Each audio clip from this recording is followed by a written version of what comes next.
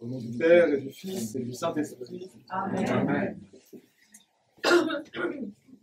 Notre foi pourrait se résumer aussi en quelque chose de relativement simple. On ne pourrait pas dire que le christianisme, c'est quelque chose qui rentre dans les catégories du monde, l'Église, un art, un mode de pensée, et je ne sais quoi d'autre encore, des édifices, une communauté, une vie sociale, des traditions. Oui, c'est vrai, il y a tout cela. Mais en réalité, ce que nos saints-pères nous disent très précisément, c'est que le christianisme, en fin de compte, c'est une chose très simple. Il y a Dieu, il y a l'homme, il n'y a plus de séparation entre les deux. Le Dieu-homme, le Christ, a comme volonté, par amour, ayant endossé la nature humaine, de nous déifier, de communiquer cette grâce divine et déifiante, ces énergies divines à créer à notre propre nature, et avoir une relation intime. Vous vous rendez compte, la divinité veut une relation intime avec chacun d'entre nous, comme chacun individuellement un partenaire.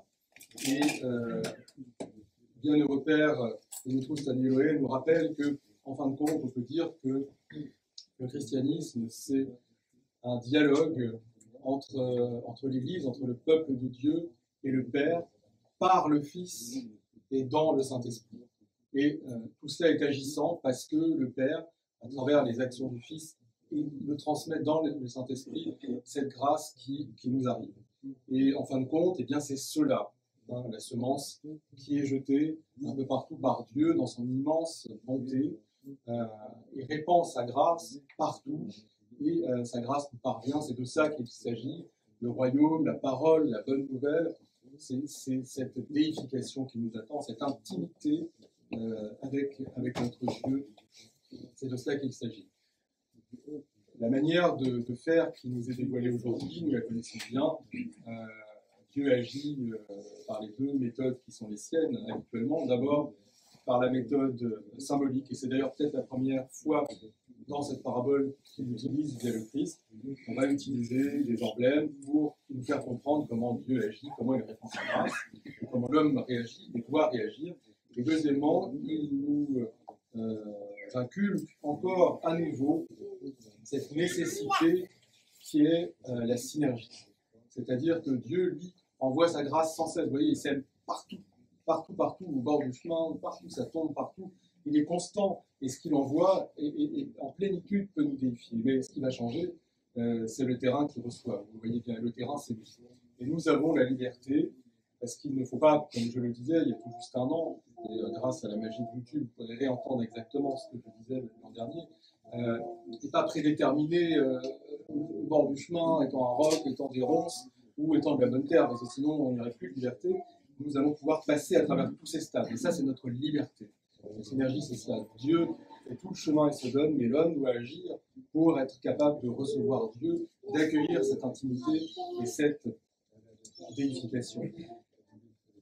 Il y a un an, justement, je vous disais qu'en plus de ce sens premier et clair que le Christ explique lui-même à ses apôtres, sur les 4 types d'âmes que l'on va rencontrer finalement, la première, c'est le grain tombe le long du chemin, pas encore sur le chemin de Dieu. La deuxième type d'âme, finalement, le deuxième stade, qui est sur le roc, ça prend très vite et ça meurt, faute de racines. Le troisième qui est dans les ronces, la parole porte ses fruits, mais est étouffée par les ronces, par les soucis, par les démons, et meurt. Et enfin, au milieu de la bonne terre, dans la bonne terre, qui est cette type d'âme qui est prêt à accueillir Dieu, cette bonne terre qui peut faire s'accomplir la déification. Eh bien, j'insistais la dernière fois sur le fait que nous pouvions avoir une première lecture qui est de l'ordre, on peut dire, c'est pas un gros mot, hein, de l'ascétisme, c'est-à-dire comment individuellement nous allons recevoir la grâce de Dieu que nous avons reçue lors de notre saint baptême et qui est renouvelée sans cesse, comment elle va fructifier. Le premier stade étant le long du chemin, et bien, de nous mettre en route, et pour cela de choisir une seule idée, un seul désir, un seul but, c'est-à-dire être monologique, prendre un seul nom pour nous rapprocher, celui de Jésus qui nous sauve. Deuxième stade, qui est de prendre racine c'est-à-dire de comprendre, de méditer la parole, d'en recevoir le sens. Troisième état, dans les ronces, ne pas se faire voler, étouffer par les ronces, voler par les démons, sous la forme d'oiseaux, cette grâce qui nous est donnée. Comment faire? Eh bien, lutter contre eux, c'est-à-dire lutter contre les pensées, la nepsis, la garde des pensées, la garde du cœur. Et finalement, cette terre arabe, meuble, cette terre, cette bonne terre, comment y parvenir? Comment l'arroser, la rendre fertile? Eh bien, par les larmes de repentir qui nous conduisent à cet état de bonne terre, c'est-à-dire l'impassibilité. Les Grecs appellent l'apatheia, cet état où, comme le dit l'apôtre Paul, ce n'est plus moi qui vis, mais le Christ qui vit en moi. Ça, c'est de l'ordre de cette intimité dans la relation, de l'ascétisme, cette dimension individuelle, personnelle que nous devons tous livrer pour parvenir à cette prière pure, cette ressemblance à la divinité qui nous permet la vivification. Et aujourd'hui, grâce à ce temps qui m'est donné en plus, il faut que je souligne évidemment la deuxième partie, tout autant importante, qui nous permet d'avancer sur le chemin, c'est celle qui est en Église, celle qui est tous ensemble de la réception de la parole, soyons un peu littéral, prenons le sens premier des choses. Il s'agit de recevoir collectivement la parole pour qu'elle nous transforme. Et comment le faire? D'abord, cette parole, elle est dans les Saintes Écritures et elle nous nourrit sans cesse, reformulée, explicitée aussi par les Saints-Pères. Et nous y avons accès de quelle manière? D'abord, par la lecture de l'Évangile, par la lecture des Saintes Écritures, qui ne nous transmet pas seulement une information intellectuelle, qui ne nous communique pas uniquement la foi, les témoignages de l'action de Dieu pour le salut, mais qui revêt un autre sens. Il y a deux contemporains qui ont été assez loin dans cette explication. Il y a Marcel Jouls qui parlait vraiment de cette façon de recevoir la parole en pratiquant une mendication de la parole, en prenant justement pour appui comment la tradition, la spiritualité se transmettait dans la civilisation ancienne et comment particulièrement elle se transmettait de manière eucharistique dans le christianisme. Et il évoquait des choses tout à fait techniques, tout à fait justes, c'est-à-dire que lorsque nous parlons, nous mettons et que nous répétons la parole, que nous l'approprions, il se passe une véritable incarnation, il se passe quelque chose, tous les muscles du corps, toutes les fibres de l'être vibrent, sont mis en action. Il y a quelque chose de physique réellement. Nous communions, nous devenons ce que nous disons et recevons et communions à celui qui nous le dit. Et ça, pour nous chrétiens, c'est tout à fait immense. Et cette façon de recevoir la parole, à l'image d'une semence, eh bien, nous pouvons l'entendre aussi comme cette communion à la parole, cette mendication de la parole. Au premier chef, bien sûr, du Saint-Évangile, mais de toutes les Écritures. Lorsque nous récitons nos psaumes, nos prières qui sont tirées des psaumes, qui sont tirées de phrases qui viennent des prophètes, de l'Évangile, des paroles des apôtres, eh bien tout cela, c'est le Verbe de Dieu, c'est les énergies divines qui se répandent en nous, qui, quelque part, que nous incarnons, que nous digérons et qui nous transforment. Et c'est cela aussi, ces quatre stades de l'âme, comparables au terrain, qui peuvent s'appliquer à ce niveau. Ça, c'est très important, et c'est quelque chose que nous pouvons faire notamment, par exemple, lorsque nous prions ensemble, en récitant les psaumes, lorsque nous les apprenons par cœur, lorsque nous apprenons l'Évangile par cœur. C'est extraordinaire, la langue française n'a pas toujours les bons termes pour la théologie, mais ce par cœur, il est quand même signifiant. C'est similaire à la prière.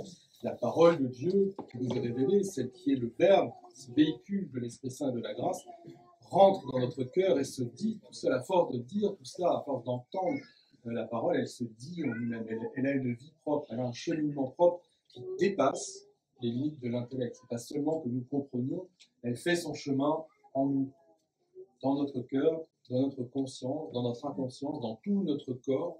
Quelque part, elle prend vraiment racine en nous et elle fait s'y répandre la grâce. C'est très intéressant.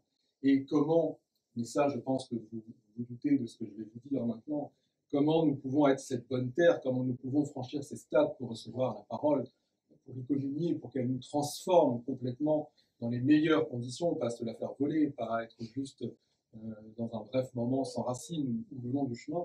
Eh bien, c'est en Église. C'est à travers nos offices, parce que là où deux ou trois sont réunis, Dieu est présent à travers sa parole. Donc lorsque nous récitons les psaumes dans l'office, eh bien, nous y sommes. Cette parole, nous sommes dans cet état où elle est active profondément, et ce ne sont plus des mots, ce sont vraiment les énergies divines de la grâce. C'est vraiment le Christ en personne qui s'adresse à nous avec les mots du Père. Lorsque nous célébrons la divine liturgie et que nous proclamons l'évangile, que nous entendons l'apôtre, nous communions véritablement une première fois au corps et au sang, parce que le Verbe vraiment entre totalement en nous et se fait notre corps, il nous transforme notre pensée. Et si nous prenons cette habitude régulièrement d'accueillir en communion les uns les autres, en chantant ensemble, en priant ensemble, ce que nous dit l'Écriture, parce que c'est cette parole qui devient vivante et active et qui s'incarne, qui se manifeste à travers tous les éléments de la liturgie, à travers tous les éléments que nous avons dans les sacrements, dans les mystères. C'est cette parole qui devient vivante, qui s'incarne en nous, qui se scelle en nous, qui fait son chemin en nous, et en nous les uns en communion avec les autres. Ça, c'est extraordinaire, et c'est exactement ce qui se produit dans la liturgie, et que nous renouvelons tous les jours dans les offices, pas seulement la prière individuelle, et à chaque liturgie. Et là, nous pouvons placer notre âme en terrain favorable pour que la parole puisse y faire son chemin, comme dans une bonne terre. Et encore une fois, tout y passe, l'intelligence, mais pas seulement. Il se passe autre chose.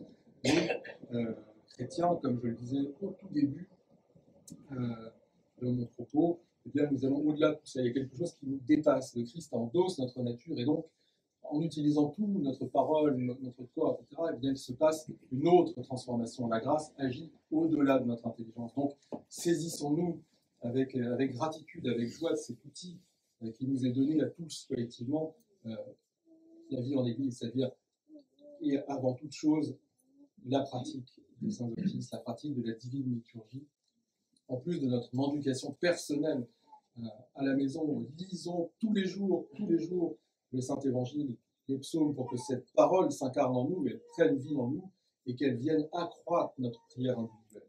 À notre Dieu soit honneur et gloire pour les siècles des siècles. Amen.